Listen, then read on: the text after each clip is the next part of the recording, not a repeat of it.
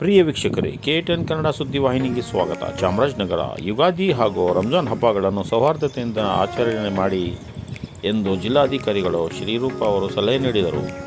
ನಗರದ ಜಿಲ್ಲಾ ಪೊಲೀಸ್ ವರಿಷ್ಠಾಧಿಕಾರಿಗಳ ಕಚೇರಿ ಸಭಾಂಗಣದಲ್ಲಿ ಯುಗಾದಿ ಹಾಗೂ ರಂಜಾನ್ ಹಬ್ಬದ ಹಿನ್ನೆಲೆಯಲ್ಲಿ ನಡೆದ ಸೌಹಾರ್ದತೆ ಸಭೆಯಲ್ಲಿ ಮಾತನಾಡಿ ಸಾರ್ವಜನಿಕರೊಂದಿಗೆ ಸಮಾಲೋಚನೆ ನಡೆಸಿದ ಸಂದರ್ಭದಲ್ಲಿ ಈ ಬಾರಿ ಯುಗಾದಿ ಹಾಗೂ ರಂಜಾನ್ ಹಬ್ಬಗಳನ್ನು ಒಟ್ಟಿಗೆ ಬಂದಿವೆ. ಈ ಹಿನ್ನೆಲೆಯಲ್ಲಿ ಹಿಂದೂ ಹಾಗೂ ಮುಸ್ಲಿಂ ಸಮುದಾಯದವರು ಯಾವುದೇ ಅನಾಹುತಗಳಿಗೆ ಎಡೆ ಮಾಡಿಕೊಡದೆ ಶಾಂತಿಯುತವಾಗಿ ಸೌಹಾರ್ದತೆಯಿಂದ ಹಬ್ಬ ಆಚರಣೆ ಮಾಡಬೇಕೆಂದು ಸಲಹೆ ನೀಡಿದರು. ಇದೇ ಸಂದರ್ಭದಲ್ಲಿ ಸಭೆಯಲ್ಲಿ ಸಾರ್ವಜನಿಕರು ಮಾತನಾಡಿ, ನಗರ ವ್ಯಾಪ್ತಿಯಲ್ಲಿ ನೀರಿನ ಸಮಸ್ಯೆ ಇದ್ದು ಎಲ್ಲೆಂದೆಲ್ಲ ಕಸದ ರಾಶಿ ಬಿದ್ದಿವೆ, ಆದರೆ ವಿಲೇವಾರಿ ಮಾಡುವವರು ಇಲ್ಲ ಎಂದು ಅಸಮಾಧಾನ ಹೊರಹಾಕಿದ ನಯಾಸ್ ಪಾಷಾ, ಸುರೇಶ್ ನಾಯಕ, ಅಯ್ಯೂಬ್ ಖಾನ್, ಖಲೀಲುಲ್ಲಾ, ನಿಜಾದೋನಿ, ಗೋವಿಂದ ರಾಜು ದೂರಿದರು. ಇದಕ್ಕೆ ಪ್ರತಿಕ್ರಿಯಿಸಿದ ಜಿಲ್ಲಾಧಿಕಾರಿಗಳು ಈ ಸಂಬಂಧ ಅಗತ್ಯ ಕ್ರಮ ಕೈಗೊಳ್ಳಲು ಸಭೆಯಲ್ಲಿದ್ದ ನಗರಸಭೆ ಆಯುಕ್ತ ಪರಶುರಾಮ್ ಛಲವಾದಿ ಅವರಿಗೆ ಸೂಚನೆ ನೀಡಿದರು.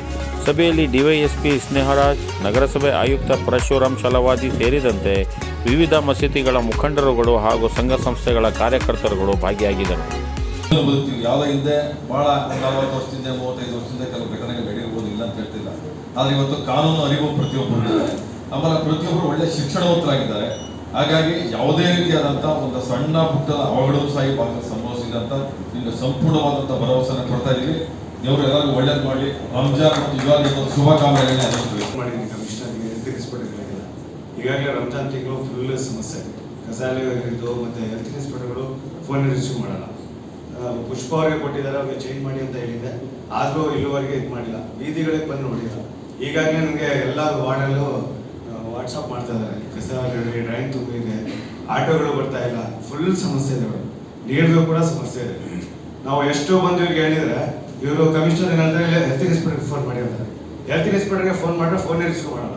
ಈಗ ಯಾರಿಗೆ ಹೇಳ್ಕೋಬೇಕು ಮಾಡಿ ಈ ವೇದಿಕೆಲ್ಲ ಹೇಳಕ್ಕೆ, ಬಟ್ ಸಮಸ್ಯೆಗಳಾಗ್ತಿದೆ. ಈಗ 3-4 ದಿನ ಹಬ್ಬ ಇದೆ.